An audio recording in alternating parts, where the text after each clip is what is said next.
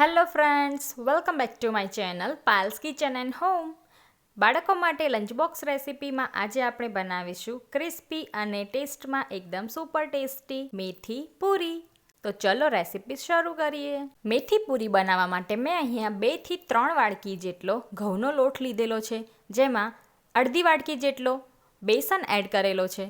હવે થોડા સૂકા મસાલા એડ કરી લઈશું, જેમાં સ્વાદ પ્રમાણે મીઠું, 1 ચમચી જેટલું ધાણા જીરું, 1 ચમચી લાલ મરચું, 1 ચમચી હળદર, 1 ચમચી જીરું, 1 ચમચી અજમોને મસળીને નાખવાનું છે. 2 ચમચી જેટલા સફેદ તલ એડ કરવાના છે. 2 ચમચી લીલા મરચાં લસણની પેસ્ટ એડ કરવાની છે. 2 પરી જેટલું તેલ મોણ તરીકે એડ કરવાનું છે. હવે બધી વસ્તુને સારી રીતે મિક્સ કરી લેવાનું છે. તો હવે 2 વાટકી જેટલી ફ્રેશ કટ કરેલી મેથીની ભાજી એડ કરી લેવાની છે. બધી વસ્તુને મિક્સ કરીને થોડું થોડું પાણી એડ કરતા જઈને ટાઈટ એવો લોટ બાંધી લેવાનો છે. ઢીલો નહીં અને બહુ કઠણ પણ નહીં. તો લોટ બંધાઈને તૈયાર થઈ ગયો છે. થોડું ઉપરથી ઓઇલ એડ કરીને લોટને 10 મિનિટ માટે રેસ્ટ પર રાખી દઈશું. હવે લોટમાંથી આપણે નાના નાના પૂરી માટેના લુવા તૈયાર કરી લઈશું.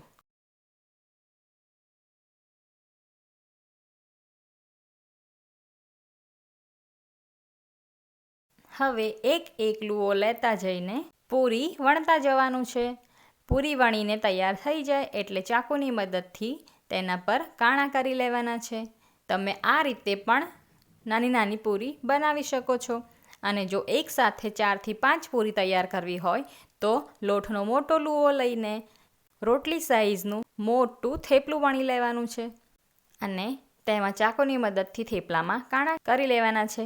હવે ચાકુથી થેપલાને કટ કરી લેવાનું છે, જેથી સ્ક્વેર શેપમાં આપણી 4 થી 5 પૂરી તૈયાર થઈ જશે.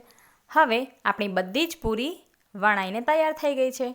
મેં અહીંયા ઓઇલ ગરમ કરવા રાખી દીધેલું હતું. ઓઇલ ગરમ થઈ ગયું છે તો એકસાથે 4 થી 5 પૂરી એડ કરીને ગેસને લોથી મીડિયમ ફ્લેમ પર રાખીને પૂરીને બરાબર તળાવવા દેવાની છે. તો પૂરીની કિનારી લાઇટ બ્રાઉન થાય ત્યાં સુધી પૂરીને તળવાની છે. હવે આપણી પૂરી તળાઈ ગઈ છે તો તેને કાઢી લઈશું.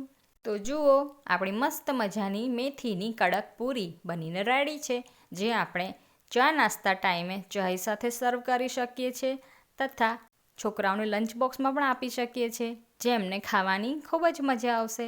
તો ફરી મળીશું એક નવી રેસીપી સાથે. ત્યાં સુધી જય શ્રી કૃષ્ણ. રાધે રાધે.